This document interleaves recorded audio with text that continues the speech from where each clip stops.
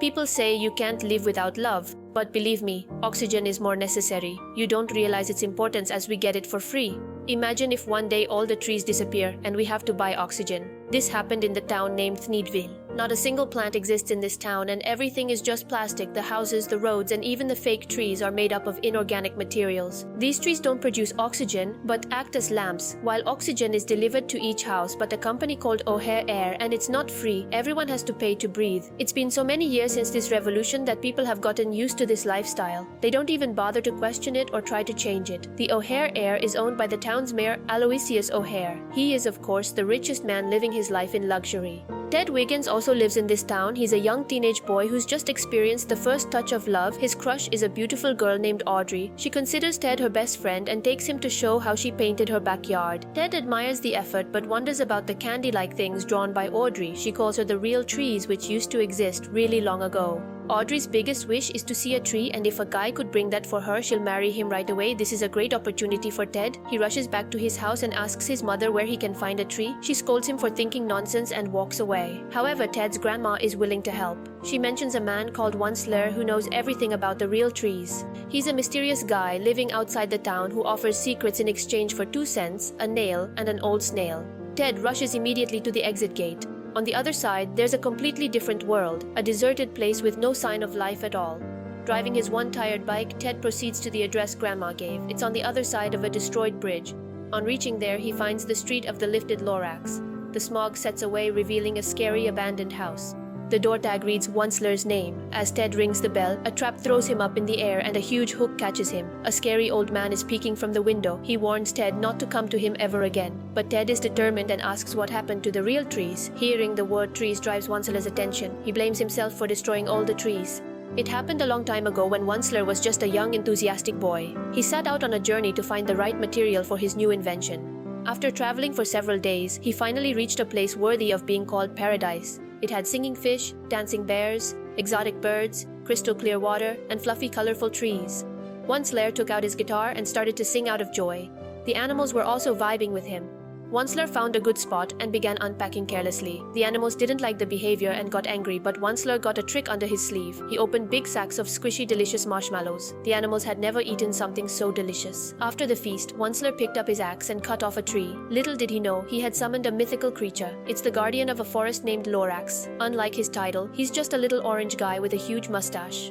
Lorax got really angry over the incident and felt sorry for the dead tree. Afterward, he went to find Once-ler and told him to leave the forest right away. Once-ler didn't seem to care at all and refused to stop his business. Lorax warns him about a curse that's after him, but the Once-ler didn't take that seriously either. What happened next was totally unexpected. Ted is hearing this story carefully, but the old man refuses to continue. If he wants to know more, Ted has to come to see Once-ler again the next day. After returning home, Ted daydreams about Audrey's birthday. He's there too, presenting an alive tree. They were about to kiss when his mom brought him back to reality. Ted has to meet Once-ler again, but he's forced to spend the weekend with his family. Fortunately, his mom gets bored and moves to her room, so Ted gets a chance to sneak away. But he gets blocked by O'Hare at the exit gate. The greedy mayor doesn't want anyone to learn to grow trees, otherwise no one will buy his packed oxygen. He warns Ted not to mess with him as he's keeping an eye on every citizen. But the lover boy isn't backing up at any cost. After O'Hare leaves, Ted gets out of town again. Once-ler is quite shocked to see him again. He knows Ted is doing it for a girl. A boy does a stupid thing once because he's a boy, but if he does it twice, it's for a girl. Saying this, Once-ler continues his story. During his first night in the forest, the Lorax teamed up with the animals and carried Once-ler along with his bed. Then he threw him in the river. Accidentally, a baby bear was left on the bed too. Lorax rushed to save the bear and climbed up the tree, but he didn't succeed. The bed flowed into the shallow water and Once-ler woke up. He started to panic and kept trying to defeat the dangerous water waves. Finally, the bear got a little steady, but the waterfall was just a few inches away. Lorax picked up a stick and used it to throw a huge stone in the direction of the waterfall. It hit the bed and Once-ler was thrown out of the river. Lorax got worried after seeing him unconscious. He used static electricity to wake him up. Once-ler felt grateful for the act of kindness and promised not to cut down another tree ever again. The next morning, he woke up surrounded by all the animals. They were contaminating all of his belongings. Once-ler got angry and decided to leave for marketing his business. Using the fir tree, he made a fabric piece called the Thneed that can be used in multiple ways. As a scarf, as a rug, as a towel, and a lot more. Lorax made fun of his weird invention and predicted its failure. He was right. Everyone else also made fun of Once-ler's invention. He lost his heart and threw away the Thneed. It accidentally fell over the head of a beautiful girl. She looked really trendy, and now everyone else needs a Thneed too. Unaware of his success, Once-ler is living his life with the forest animals. Suddenly, a crowd of people marched his way while requesting a Thneed. He's about to get rich. Once-ler leaves the story at the cliffhanger again. The next day, after visiting the market, Ted tries to get out of the town again, but O'Hare has sealed the door. Ted looks around and finds a cloud-high building. He uses it to jump out of the town boundaries. He gives Once-ler a bag of marshmallows and hears the rest of the story. After successful marketing, Once-ler invited his family to help him. They were actually a bunch of greedy and lazy people who always degraded Once-ler. They were just after the money the business could produce. Lorax didn't like them at all, but Once-ler assured the safety of trees. The harvesting began, but Once-ler's mother found it too tiring and slow. She suggested chopping down a few trees, and Once-ler agreed. Lorax reminded him of the promise and called him a bad guy, but the greediness for success didn't let Once-ler back off. He picked up his guitar and started singing a song about not being too bad. He believed that he was just following his destiny. Just like any other businessman, he only thought about profit and money. His greediness didn't let him see the destruction he was causing. His factory got bigger day by day. The pollution spread all through the air. The water got contaminated and the fish couldn't survive. The animals weren't left with any food either.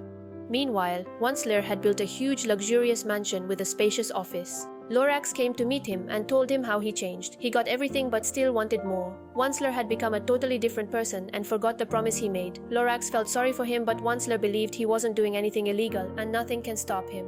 As soon as he said that, the last tree was chopped down. There was no more left. Once-ler's Thneed business is finished. His family left him and the animals migrated to find a better place. Lorax also flew back to where he came from. Once-ler was all left alone in the polluted environment he created. To this day, he's still repenting for his mistakes.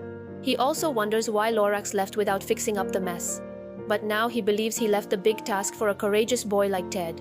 Once-ler has the last seed to grow a tree. He gives it to Ted and asks him to plant it in the middle of town where everyone can see it. He has to make people care for trees again. It may be just a little seed, but it's not what it is right now. It's all about what it can become. Ted sneaks back into the town through the drainage. He destroys the security camera, but the stubborn device still captures everything and forwards the information to O'Hare. Ted runs towards his house, and on the way he calls over Audrey as well. As he reaches his room, Ted starts looking for a way to germinate the seed. Suddenly his mother starts calling him. She wants him downstairs immediately. While leaving in a rush, Ted hits the water bottle and it falls over the seed. O'Hare has come to meet him again. He asks Ted to hand over the seed but gets refused. O'Hare orders his men to investigate Ted's bedroom. They look through everything but can't find the seed. Ted's mother comes over and gets angry at the ill-mannered behavior. O'Hare leaves on her request, but he will keep an eye on them. After his departure, Ted starts searching for the seed. He only finds Grandma's stick. She has saved the seed. The germination has started already. It's definitely a heartwarming sight. Audrey reaches there too. She gets so excited to see a real plant for the first time in her life. Ted requests her help in planting the seed in the middle of town, but the O'Hare security guards are standing right in front of their house. It's Mom's showtime. She gets into her high-tech car, turns on the music, and drives away. The guard assumes that Ted is inside the car, so he starts following it. He uses the nitro boost to speed up and hits the escaping car. Ted's mother makes a risky move and turns into a half-constructed bridge. Thankfully, she applies the brakes at the right moment. The guard happily opens the car's door but only finds a dummy. Ted is already on his way along with Audrey and Grandma. O'Hare is not giving up either. He's flying after the seed. Ted drives through the dangerous routes and makes O'Hare bang with his own guards. Even after such accidents, O'Hare keeps following. Ted gets on the elevator and reaches the top of a tall building. He checks on the seed and it's totally fine. O'Hare gets angry and uses his gun to turn the oxygen fans. The wind blows away the seed. O'Hare and his man rush after it. Ted is coming for it as well. The seed lands inside an oxygen container, but a van hits it and the seed gets lost again. The containers are rolling down the street. O'Hare catches up the seed container, but his hand gets stuck in it. Ted is also coming that way. He almost misses the catch, but the cool grandma uses her stick to snatch away the seed. They drive to the Central Park and start looking for a spot to plant, but there's no mud at all. No worries, Grandma always has a solution. She gets on the tractor and hits O'Hare's statue. The head falls down and breaks the metal ground. The public starts to question their acts. O'Hare comes over and calls a tree filthy and useless. He tries to convince the public that they don't need any trees and that photosynthesis is just a lie. Everyone goes against Ted's intention and proceeds to stop him. Ted gets on the tractor and starts hitting the town's walls. They break down, revealing the world outside. That's the hidden reality. Thneedville is just an illusion. Ted requests everyone to give a chance to trees. People start to get his point. They are tired of living a plastic life trapped inside the walls. They want to breathe fresh and free air. O'Hare makes his last effort to stop them, but people have made their choice already. With their support, Ted plants the seed and waters it. Within just a few more years, plants start to grow everywhere. Once-ler has come out of his house as well and waters his little garden daily. Animals are coming back too, but Once-ler is looking forward to someone else, his old friend, Lorax. Finally, he made his friend proud. To make the change, you have to be the change. As Dr. SEUSS wrote in his book, unless someone like you cares a whole awful lot, nothing is going to get better. It's not. Ted was one of those who cared, until people like him will keep existing, will keep getting free air and a world worth living in.